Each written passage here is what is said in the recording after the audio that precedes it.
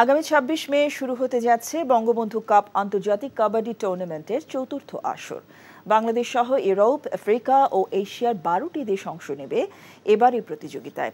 গত ৩ আসর ভলিবল স্টেডিয়ামে অনুষ্ঠিত হলেও এবার খেলা হবে মিরপুরের শহীদ সোহরাওয়ার্দী ইনডোর স্টেডিয়ামে। ২৩ ও ২৪ মে অংশগ্রহণকারী দলগুলো ঢাকায় আসবে।